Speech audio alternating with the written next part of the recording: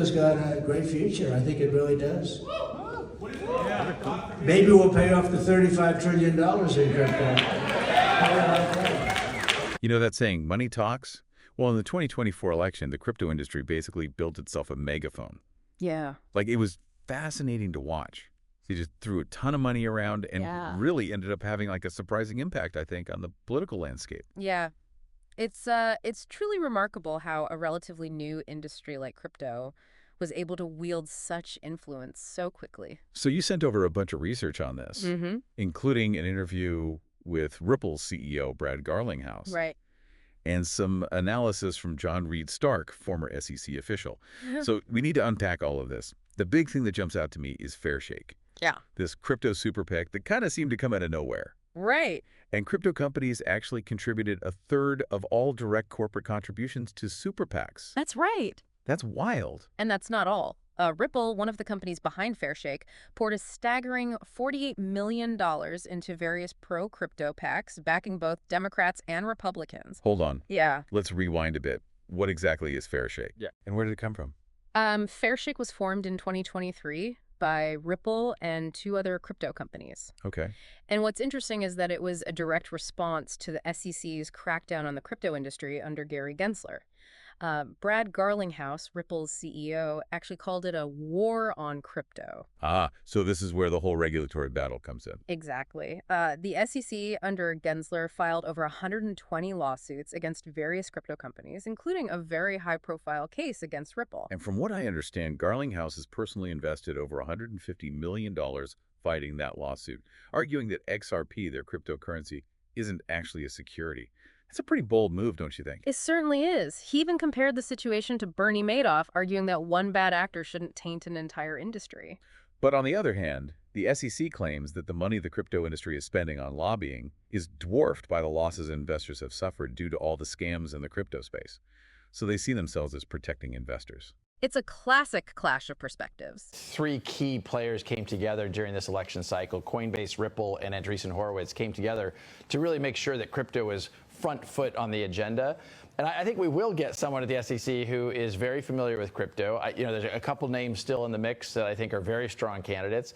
And the nice thing is these are people who don't go in with we're going to attack this industry. And it really did turn out to be, at a minimum, unethical and a maximum unlawful. And again, federal courts are saying that, not just Brad Garlinghouse. Right. And do you think that this also unlocks new revenue opportunities for you in the U.S.? Because I know the customer base is largely outside the U.S. You're exactly right. The United States SEC filed a lawsuit about what is XRP 4 years ago.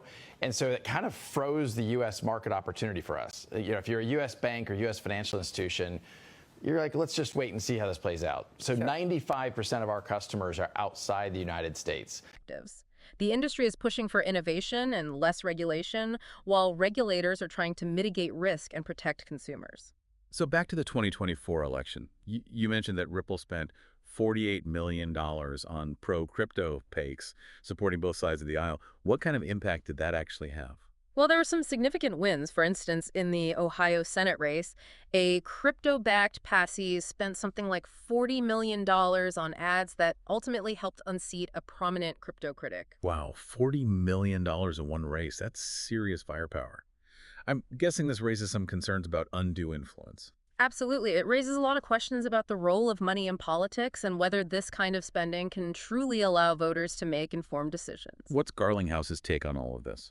He defends these actions by saying that voters ultimately decide and that the pay fees were simply educating them on the issues. But come on, pouring that much money into ads doesn't exactly scream unbiased education, does it?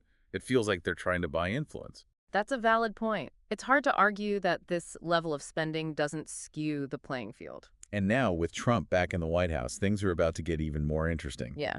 During his campaign, he seemed pretty crypto-friendly, and he signaled that he'll appoint Paul Atkins as the new SEC chair. Atkins is a former SEC commissioner who's actually done consulting work for crypto companies. What does this mean for the crypto industry? It suggests a potential shift in the regulatory landscape. Former SEC official John Reed Stark even predicts that the SEC will likely ease up on crypto under the new administration. Interesting. And remember, Trump himself is personally invested in a new cryptocurrency platform. He even launched his own digital coin right before the election. This adds another layer of complexity to the relationship between the crypto industry and the new administration. That feels like a potential conflict of interest. It definitely raises some eyebrows. So what does Garlinghouse actually want in terms of regulation? Does he want complete deregulation? No, he's been pretty clear that he wants clarity, not deregulation. He wants clear rules of the road for the industry. So basically a regulatory framework that's favorable to the crypto industry. You could say that. They argue that existing laws are outdated and don't adequately address the unique aspects of digital assets. And there's actually a bill that's gained some traction in Congress. It's called FIT 21. And it actually passed in the House with bipartisan support. Now, This bill aims to create a new regulatory framework for digital assets, shifting some oversight from the crypto political drama. well, because the outcome of this regulatory battle could have a huge impact on the future of finance and technology. Crypto has the potential to revolutionize how we move money, but it also comes with risks. So if regulations are too strict, it could stifle innovation and limit the growth of the industry. But if they're too lax, it could lead to more scams and fraud, putting investors at risk. It's a delicate balancing act. Exactly. And these decisions being made in Washington will have real-world consequences for businesses, consumers, and even the global economy. It's not just about some abstract debate over digital currencies. It's also important to note that the crypto industry's growing influence raises serious questions about the role of money in politics. We saw how much they spent in 2024. What happens if that spending keeps increasing? It's a valid concern. Will this influx of crypto cash actually lead to policies that benefit the public, or will it simply serve the interests of a powerful few? That's something everyone needs to pay attention to. Earlier, we talked about Garlinghouse and his war on crypto rhetoric regarding the SEC. Do you think that framing is accurate? Well, it's definitely a powerful way to describe the situation, and it clearly resonated with a lot of people in the crypto world. But remember, the SEC is supposed to protect investors, and they've argued their actions are necessary to prevent fraud and abuse. It's not as simple as the crypto industry being unfairly targeted. Garlinghouse even compared the SEC to someone saying all hedge fund managers are criminals just because Bernie Madoff went to jail. What's your take on that? It's a clever analogy, but I think it oversimplifies the issue. The SEC isn't saying that all crypto is bad, but they're concerned about the lack of transparency and regulation in the industry. And to be fair to the SEC, there have been some pretty high-profile crypto scams that have cost investors billions of dollars. Right. So while the war on crypto framing might be effective rhetoric, it's important to look at the bigger picture and consider all sides of the argument. It sounds like what both the crypto industry and the regulators really want is a clear set of rules that allows for innovation while also protecting investors. The question is, can they actually find that balance? That's the million-dollar question, and the answer will depend on compromise and collaboration from both sides. Now, before we get too far ahead of ourselves, let's bring this back to Fairshake. What's next for them after the 2024 election? Are they going to keep spending big money to influence politics? Well, they've already pledged $25 million for the 2026 midterm elections, so that seems like they're just getting started. And with crypto valuations on the rise, they'll likely have even more money to throw around in the future. So this isn't a one-time thing. This is a trend we'll need to keep a close eye on. Absolutely. The crypto industry has realized it can wield significant political power.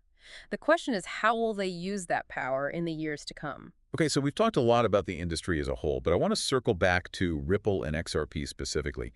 We gave a quick explanation earlier, but can we unpack this a little bit more? For our listener who's really trying to understand all of this, how would you explain what makes XRP unique in the crypto landscape? Good point. We skimmed over some details that are important to understand Ripple's role in all of this. While Bitcoin is the most well-known cryptocurrency, it's actually quite different from XRP in how it functions. Think of it like this. Bitcoin is like a digital gold, a store of value. XRP, on the other hand, is designed to be a bridge currency, facilitating fast and cheap transfers between different currencies across the globe. So while someone might buy Bitcoin as an investment, XRP is more of a tool being used behind the scenes by financial institutions to move money around. Exactly. Ripple, the company behind XRP, has partnered with hundreds of banks and payment providers worldwide to use its technology. They're not trying to overthrow the traditional financial system. They're trying to work within it to make it more efficient. That makes sense. But back to the SEC lawsuit. Why is the SEC going after Ripple specifically if XRP is being used primarily by institutions, not everyday investors? That's the heart of the issue. The SEC argues that Ripple sold XRP to the public as an unregistered security, meaning they didn't follow the same rules as traditional stocks and bonds. Ripple, of course, disagrees, claiming that XRP is a currency, not a security, and therefore not subject to the same regulations. So this whole lawsuit hinges on the definition of what a security actually is in the context of crypto. Precisely. And this isn't just about Ripple. This case could have huge implications for the entire crypto industry, setting a precedent for how other cryptocurrencies are regulated in the future. Wow. Will crypto's political power continue to grow? Right. We saw how effective their spending was in the 2024 election. Yeah. Imagine what happens if they double down in future cycles, Oh, yeah. especially as crypto valuations continue to rise. That's a scary thought. Right. Will they continue to support both sides of the aisle? Yeah. Will they target specific races to unseat critics or back friendly candidates? Mm-hmm. And how will all of this impact policy decisions beyond just financial regulation? Right. Could we see crypto influencing everything from national security to environmental policy? Those are all great questions, and the answers will have profound implications not just for the crypto industry, Right. but for society as a whole. It's about more than just money at this point. It's about power and how it's wielded in a rapidly changing world. So for our listener who's just starting to wrap their head around all of this, Yeah. what's the most important thing for them to remember going forward? Knowledge is power. Stay informed, stay curious, and don't be afraid to ask tough questions. This is an evolving landscape, and it's up to all of us to shape the future of crypto in a way that benefits everyone, not just a select few. Couldn't have said it better myself. Just because money talks doesn't mean it always tells the truth. Stay engaged, stay critical, and keep an eye on how this fascinating story continues to unfold. That's what the deep dive is all about. You think Gary Gensler actually understands the crypto business? You know, one of the most frustrating things about Gary Gensler, he actually taught classes at MIT about crypto.